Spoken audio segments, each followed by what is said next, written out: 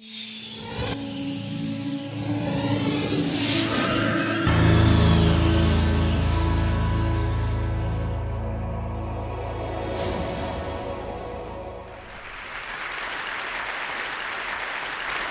a garbage man. And you might find it interesting that I became a garbage man because I absolutely hate waste. I hope within the next 10 minutes to change the way you think about a lot of the stuff in your life. And I'd like to start at the very beginning. Think back when you were just a kid. How did you look at the stuff in your life? Perhaps it was like these toddler rules. It's my stuff if I saw it first. The entire pile is my stuff if I'm building something. The more stuff that's mine, the better. And of course, it's your stuff if it's broken. Well, after spending about 20 years in the recycling industry, it's become pretty clear to me that we don't necessarily leave these toddler rules behind as we develop into adults. And let me tell you why I have that perspective. Because each and every day at our recycling plants around the world, we handle about 1 million pounds of people's discarded stuff. Now, 1 million pounds a day sounds like a lot of stuff, but it's a tiny drop of the durable goods that are disposed each and every year around the world, well less than 1%. In fact, the United Nations estimates that there's about 85 billion pounds a year of electronics waste that gets discarded around the world each and every year, and that's one of the most rapidly growing parts of our waste stream. And if you throw in other durable goods like automobiles and so forth, that number well more than doubles. And of course, the more developed the country, the bigger these mountains. Now, when you see these mountains, most people think of garbage. We see above ground mines.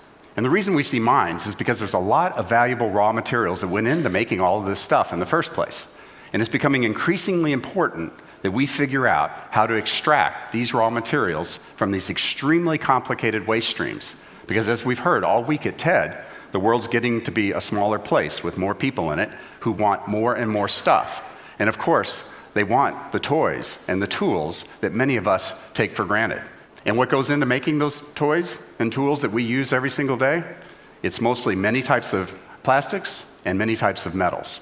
And the metals we typically get from ore that we mine in ever-widening mines and ever-deep mines around the world. And the plastics we get from oil, which we go to more remote locations and drill ever deeper wells to extract. And these practices have significant economic and environmental implications that we're already starting to see today. The good news is we are starting to recover materials from our end-of-life stuff and starting to recycle our end-of-life stuff, particularly in regions of the world like here in Europe that have recycling policies in place that require that this stuff be recycled in a responsible manner. Most of what's extracted from our end-of-life stuff, if it makes it to a recycler, are the metals. To put that in perspective, and I'm using steel as a proxy here for metals because it's the most common metal, if your stuff makes it to a recycler, probably over 90% of the metals are going to be recovered and reused for another purpose. The plastics are a whole other story. Well less than 10% are recovered. In fact, it's more like 5%. Most of it's incinerated or landfilled. Now, most people think that's because plastics are a throwaway material, have very little value. But actually, plastics are several times more valuable than steel. And there's more plastics produced and consumed around the world on a volume basis every year than steel.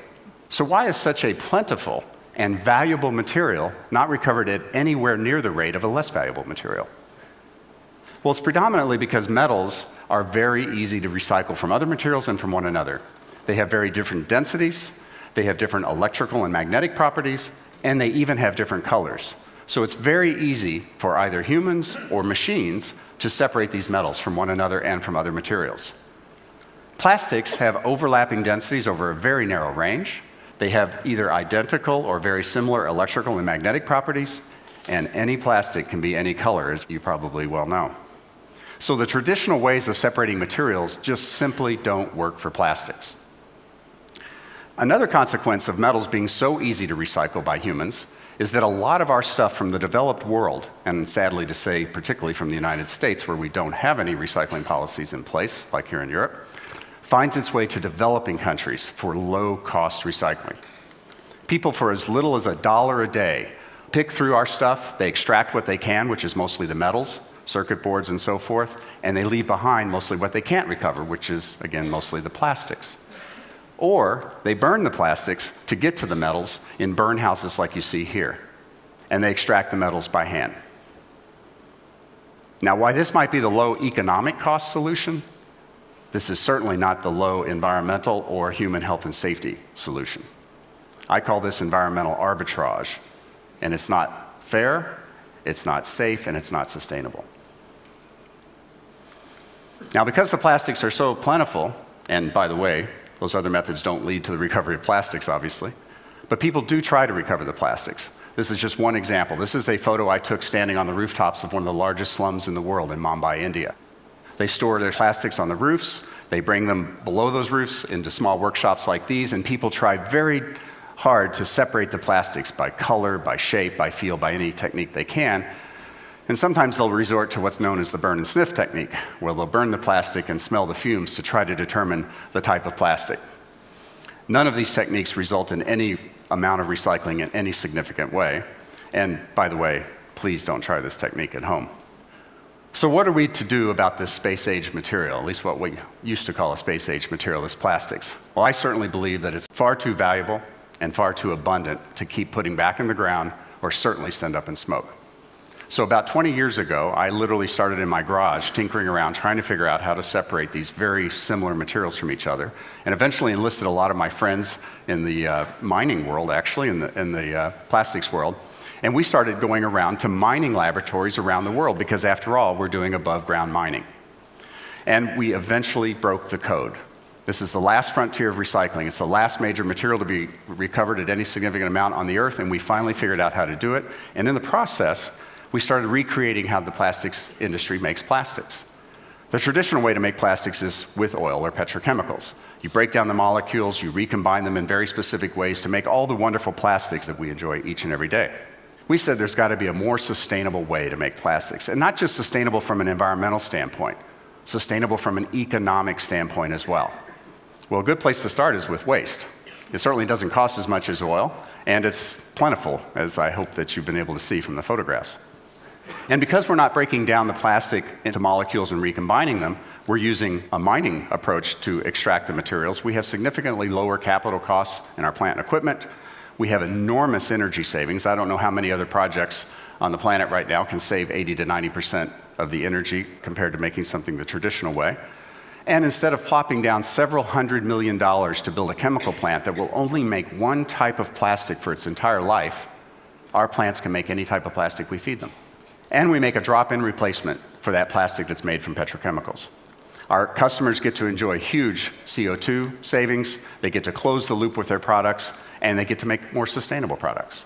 In the short time period I have, I want to show you a little bit of a sense about how we do this. It starts with metal recyclers, who shred our stuff into very small bits. They recover the metals and leave behind what's called shredder residue. It's their waste. A very complex mixture of materials, but predominantly plastics. We take out the things that aren't plastics, such as the metals they miss, carpeting, foam, rubber, wood, glass, paper, you name it, even an occasional dead animal, unfortunately. And it goes in the first part of our process here, which is more like traditional recycling. We're sieving the material, we're using magnets, we're using air classification. It looks like a Willy Wonka factory at this point.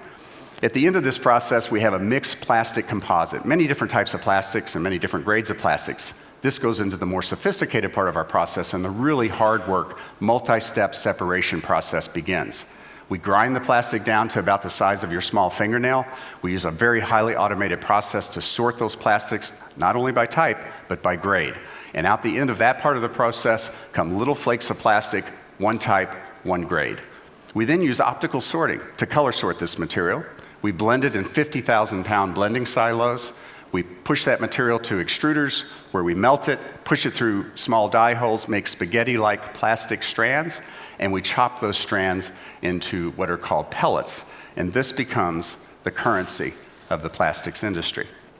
This is the same material that you would get from oil. And today, we're producing it from your old stuff. And it's going right back in to your new stuff.